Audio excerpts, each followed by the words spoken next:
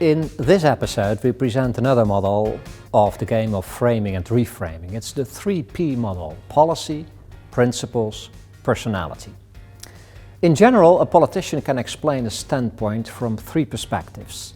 This is the first one. We want to increase small business tax deductions by 5%. And this is number two. We want to increase small business tax deductions by 5% because entrepreneurs generate new economic activity, introduce innovations. They create jobs for dozens, sometimes hundreds of people. They work very hard and they often take personal risks. Perspective number three. We want to increase small business tax deductions by 5% because we need to support the entrepreneur. I come from a family of entrepreneurs, and I know how hard my parents used to work. And I saw how difficult it was for them when things didn't go so well for a couple of years. And I can still remember how proud they were when things picked up again and they were able to expand the business. In the first scene, the politician outlines her policy, the first P. In the second scene, she says something about her own principles or values, the second P. And in the third scene, she adopts a more personal approach, the third P. A politician who only talks about policy is simply providing information. Information is often cold and cool and analytical.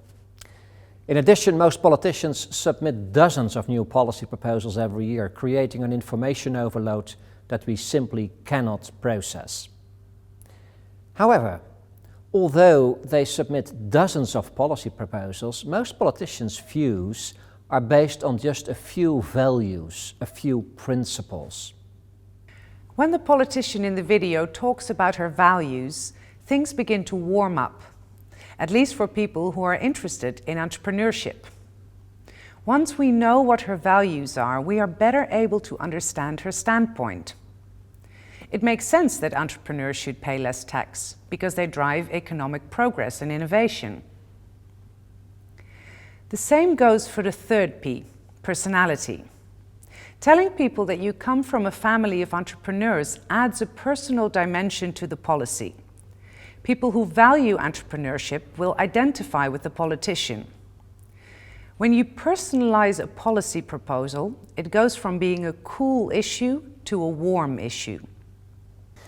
In summary, when someone communicates about a policy, they are simply conveying information. But when someone refers to principles or values or something personal, they are entering into a relationship with the audience.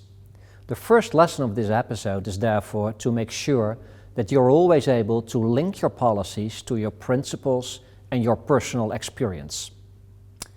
This model can also be used in the game of framing and reframing. The rules of this game are very simple. When an opponent puts forward a frame based on one of the three Ps, you can reframe the debate by using one of the other Ps.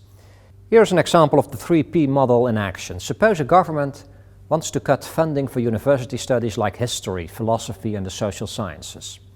This is what a philosophy professor might say.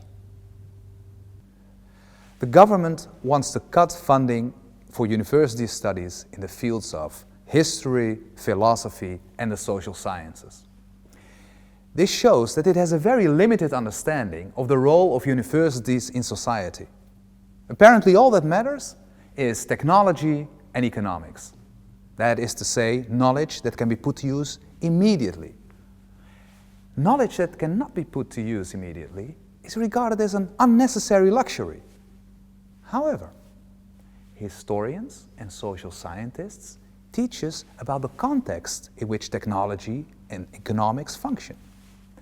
Philosophers teach us critical thinking. We need to educate our students to become engaged citizens who ask critical questions about technology and the economy. That is the classic academic ideal. That is why we need universities. This is a war message. The professor refers to the values of critical thinking, of reflection, of engagement, academic values. Many people will agree with this. Actually, it's almost impossible not to agree with this view. There's indeed more than economics and technology. How can you reframe it? Well, you can use a frame based on one of the other P's. Have a look at this. Look, in this country, history students still outnumber physics students 4-1. There are more people studying philosophy than mathematics. For each chemistry student, we have 10 historians and 2 philosophers. And for each person studying mathematics, we have 4 people studying communications. So don't come to me with those kind of complaints. In this example, a frame based on principles and values has been reframed from a policy perspective. What effect does this have? Firstly, by not stepping into your opponent's value frame, you avoid getting stuck in a debate about the merits of history, philosophy and the social sciences. Secondly, and more importantly, our philosophy professor doesn't know what the facts are. He has a strong moral condemnation of the policy of the minister without knowing the facts. Suddenly, his original value frame becomes cheap rhetoric, starts to sound a bit hypocritical. We can also play the game of framing and reframing using the third P, personality. Here are a couple of examples. To start with, you can make policy personal. A famous example of this involves Bill Clinton. In 1992, Clinton was confronted by an activist who criticized his administration's AIDS policy. Instead of explaining the policy, Clinton responded by saying, "I feel your pain." He turned a question about policy into a personal issue. He made it relational. In a similar way, you can turn a question about principles into a personal issue. For instance, many people champion admirable principles, but their personal lifestyle may not reflect or may even contradict those principles. It is also possible to reframe a policy frame using principles or values. Here is a policy frame. We are in favor of reducing unemployment benefits. If we cut them by 5%, we create a strong financial incentive. At present, these incentives are too weak. If you step into this policy frame, you will get stuck in a technical discussion about financial incentives. This might be a more effective way of reframing the debate.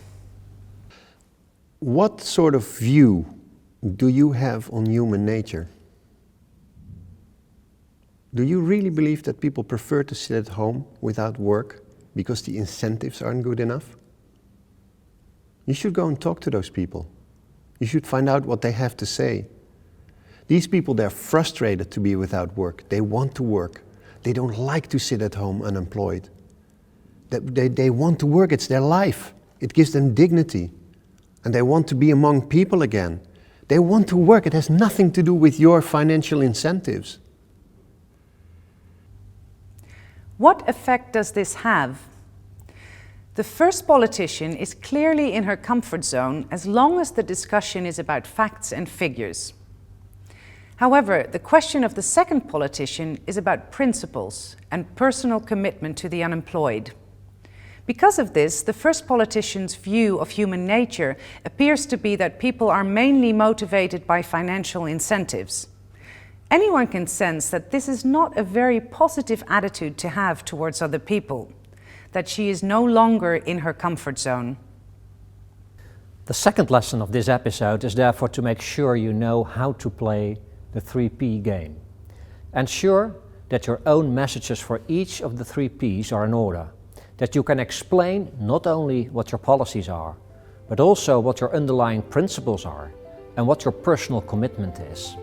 If these 3 are in order, it will not be easy for your opponent to surprise you.